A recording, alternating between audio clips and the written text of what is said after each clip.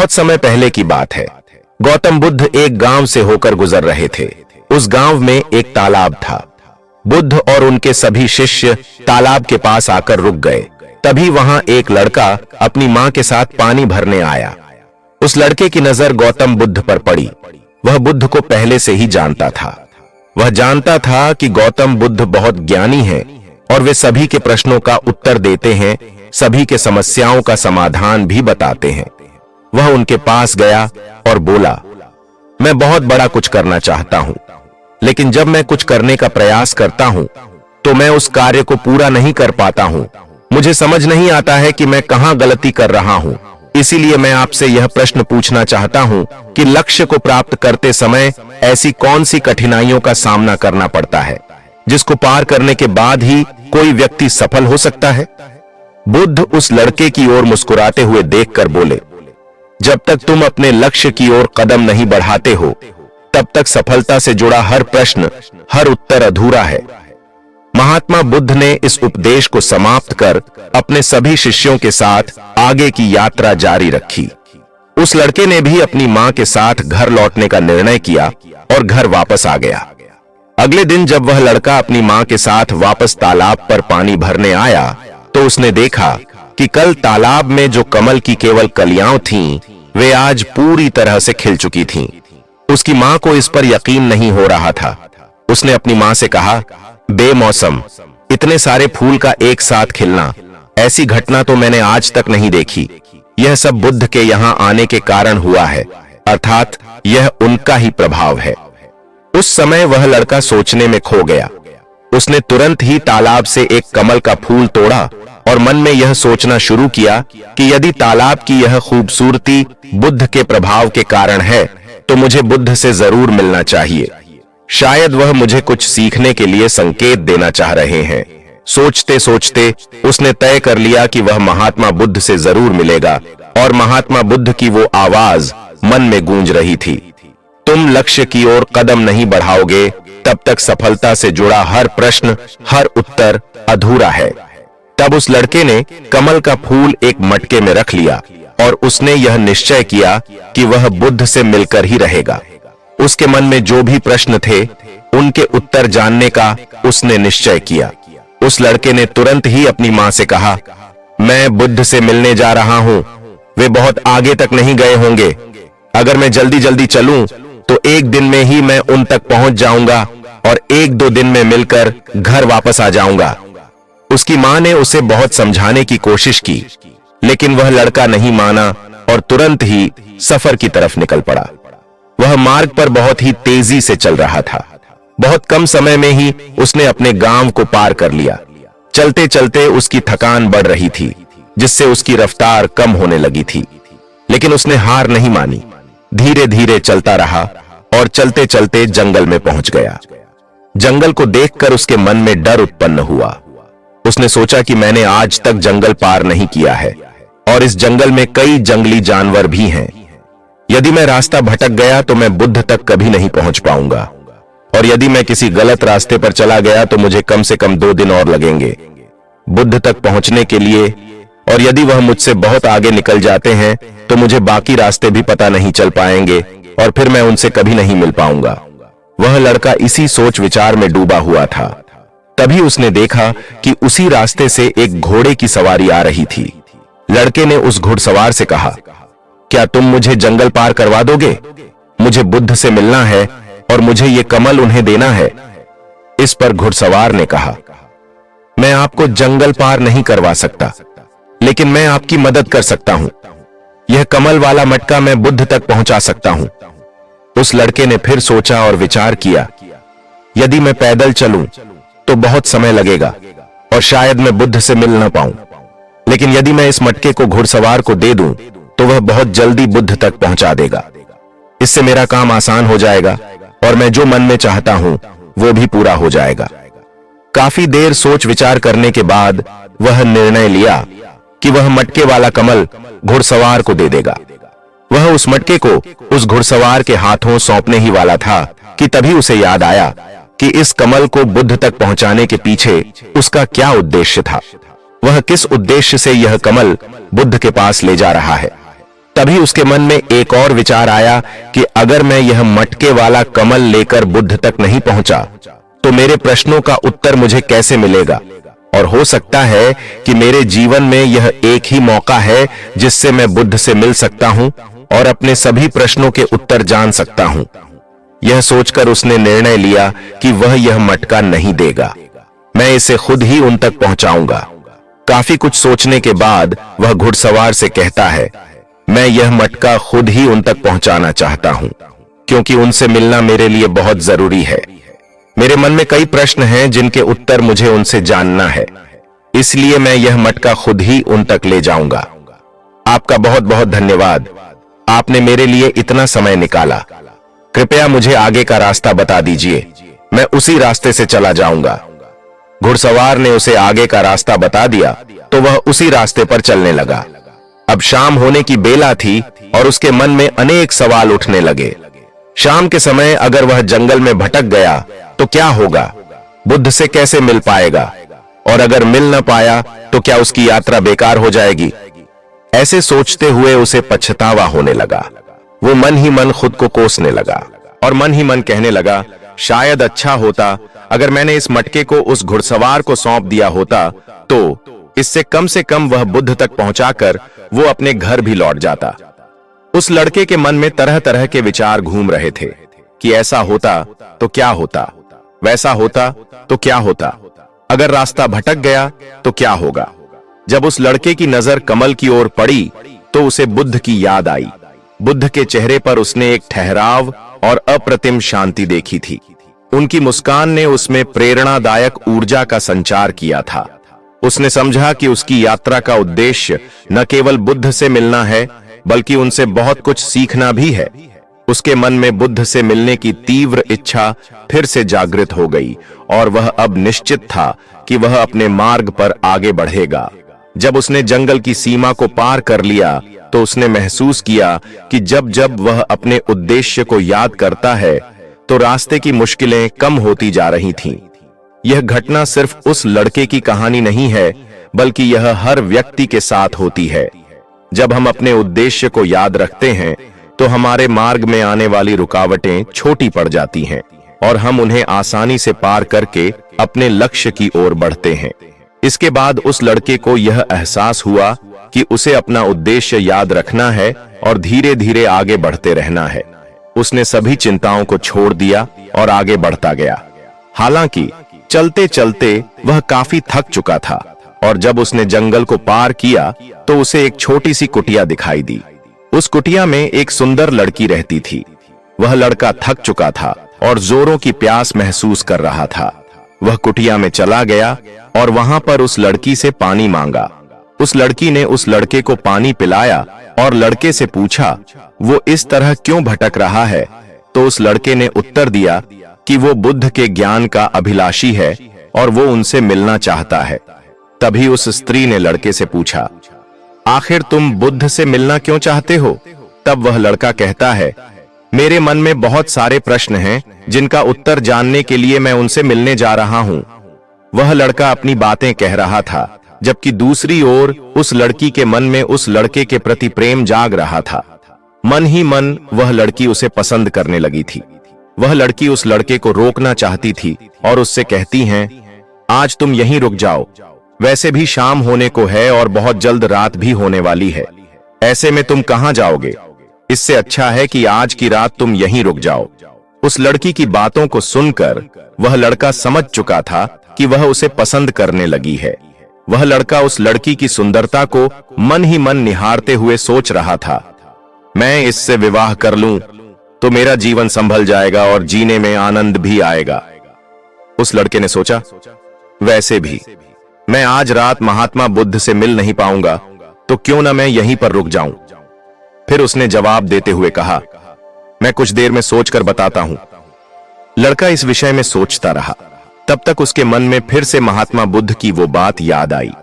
उसे एहसास हुआ कि मैं इतनी दूर से यहां क्यों आया हूं, और उसने मन ही मन सवाल किया कि क्या मैं यहां इतनी दूर इस लड़की के साथ मित्रता, प्रेम अथवा विवाह करने आया हूं। नहीं नहीं, यह मेरी प्रेमिका ये नहीं बन सकती।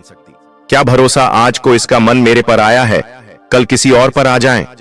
लड़के ने तुरंत ही उस कमल की ओर देखा और उसे उसका उद्देश्य याद आ गया।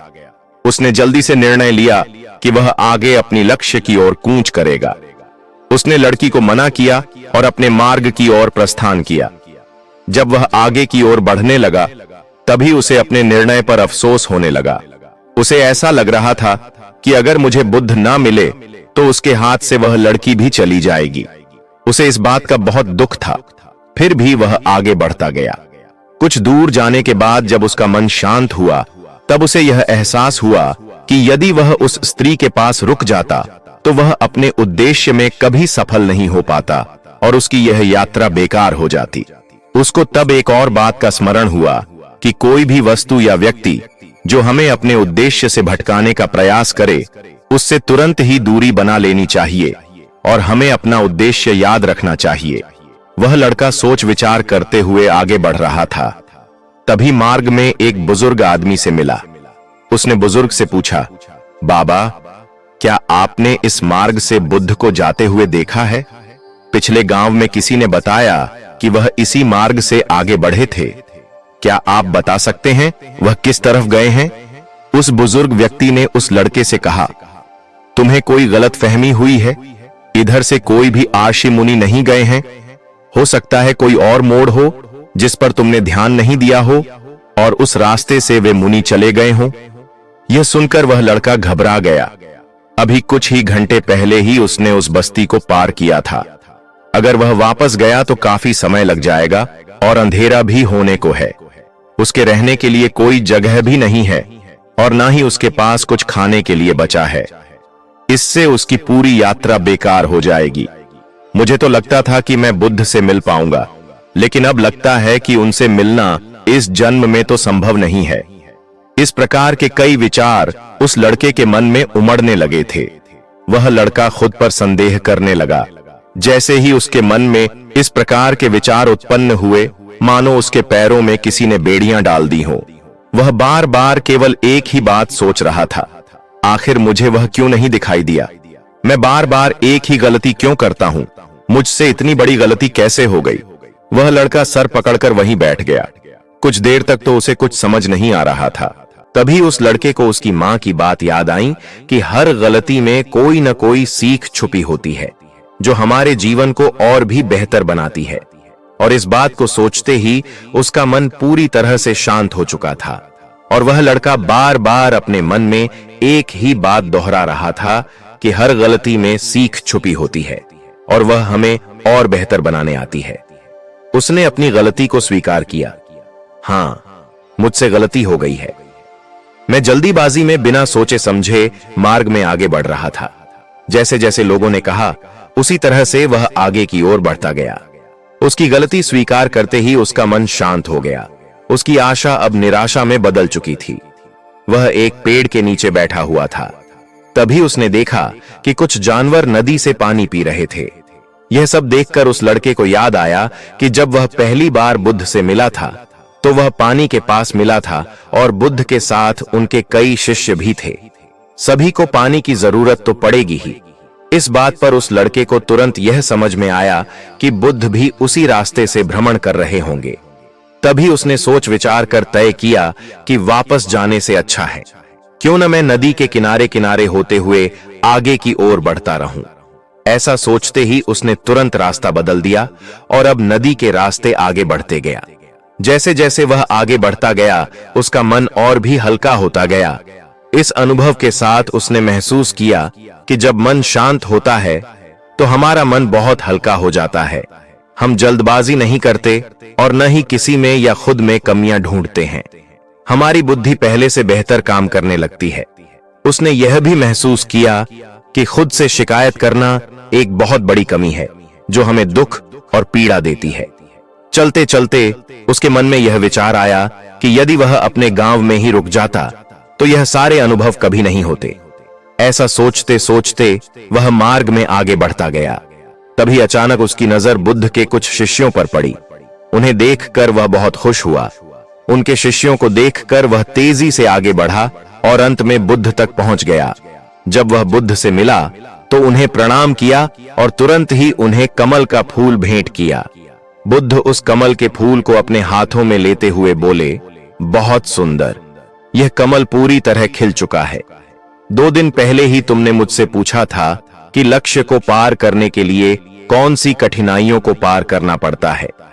तुम्हारा ये धैर्य और मुस्कान देखकर लग रहा है तुमने रास्ते में बहुत सारे अनुभव को इकट्ठा करके अपने जीवन रूपी पुस्तक में संजो कर रख लिया है। इस पर उस लड़के ने रास्ते में घटित सारी बातें महात्मा बुद्ध को बता दी। तब महात्मा बुद्ध बोले, मैं तुम्हारे सारे सवालों का उत्तर दूंगा। लक्ष्य प्राप्ति में आने वाली बाधाएं। तब बुद्ध कहते हैं, बिना कोशिश के हर चीज अधूरी है। जब इंसान किसी लक्ष्य को प्राप्त करने के लिए रास्ते पर चलता है तो सबसे पहले अपने अनुभव से ही सीखता है। जब धीरे धीरे उसकी बुद्धि बढ़ने लगती है तो वह दूसरों की गलतियों से भी सीखने लगता है।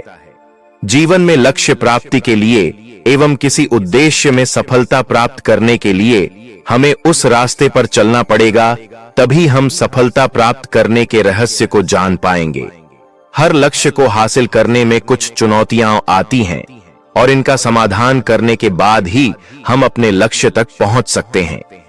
अगर तुमने उन चुनौतियों का सामना कर लिया तो तुम अपने लक्ष्य को हासिल कर लोगे। प्रथम, अपने लक्ष्य को पहचानो और उसके प्रति समर्पित रहो। तुम जैसे कि यह कमल का फूल मुझ तक पहुंचाना चाहते थे और तुम्हारा उद्देश्य भी यही था, और तुमने यह समझ लिया था कि इस फूल को मुझ तक पहुंचाने के पीछे तुम्हारा वास्तविक उद्देश्य क्या था। हर बार जब तुम इस फूल को देखते थे तो तुम्हें तुम्हारा उद्देश्य याद आ जाता था। तुमने अपने अनुभव से सीखा कि मंजिल तक कैसे पहुंचा जाए। तुम्हारे मन में कई तरह के डर और संदेह उत्पन्न हो रहे थे। क्या पता तुम मुझ तक पहुंच पाओगे या नहीं? क्या पता इस जंगल को पार कर पाओगे या नहीं? तुमने कभी आज तक जंगल पार नहीं किया था और तुम्हें रास्ते में कई तरह की रुकावटें झेलनी पड़ी। जब हमारे रास्ते में तरह तरह की रुकावटें उत्पन्न होती हैं तो हमारा मन बाधित होने लगता है और हम अपने लक्ष्य से भटक जाते हैं। लेकिन जब हम अपना सारा ध्यान रुकावट से हटाकर अपने उद्देश्य पर लगाते हैं तो सारी रुकावटें खुद ही छोटी लगने लगती हैं और हम आसानी से पार करते जाते हैं। दूसरा, सफलता की ओर। लक्ष्य को समर्पित शुरुआत में सभी की यही समस्या होती है। वह नहीं समझ पाते हैं कि उन्हें जीवन में सफल होना आवश्यक क्यों है, क्यों वह कुछ करना चाहते हैं। उनके सामने बहुत सारी परेशानियां आती रहती हैं और वे उन परेशानियों के सामने हार मान लेते हैं। लेकिन जैसे जैसे आप आगे बढ़ते हैं और अपने लक्ष्य के प्रति पूर्ण रूप से समर्पित होते हैं तो सफलता की ओर बढ़ना आसान हो जाता है। तीसरा, लक्ष्य हमेशा आंखों के सामने रखना असली शक्ति इच्छाओं को पूरा करने में नहीं है, बल्कि यह है कि हम सब कुछ जानते हुए भी सही काम नहीं कर पाते हैं। अगर हम अपने उद्देश्य की ओर बढ़ते हुए किसी भ्रमजाल के आकर्षण का मोहपाश में फंसकर रुक जाते हैं और हमारी लक्ष्य प्राप्ति की यात्रा अधूरी रह जाती है। जैसे कि इस यात्रा के दौरान तुमने हमेशा फूल को अपने साथ रखा, वैसे ही हमें उद्देश्य को हमेशा सामने रखना चाहिए। हमारा लक्ष्य हमेशा आंखों के सामने होना चाहिए ताकि हमें निर्णय लेने में आसानी हो। निष्कर्ष, समर्पण, संघर्ष और ध्यान, ये 3 गुण हमें जीवन में सफलता की दिशा में आगे बढ़ने में मदद करते हैं। हमारे लक्ष्य को समझना, समर्पित रहना और हमेशा आंखों के सामने रखना हमारे उस मार्ग को प्रशस्त करता है जो हमें सफलता की ओर ले जाता है। रास्ते में आने वाली रुकावटों को समझकर उनसे अनुभव एकत्रित कर हम अपने उद्देश्य को प्राप्त कर सकते हैं। जीवन की यात्रा में हमें सही निर्णय लेने की क्षमता, स्थिरता और अनुभव की आवश्यकता होती है। इन गुणों के साथ हम सफलता की ओर बढ़ सकते हैं और अपने सपनों को पूरा कर सकते हैं। उम्मीद करते हैं आपको ये वीडियो पसंद आई होगी। अगर वीडियो पसंद आई है तो वीडियो को लाइक करें, शेयर करें और चैनल को सब्सक्राइब करें। पूरा वीडियो देखने के लिए आपका बहुत बहुत धन्यवाद। नमो बुद्धाय।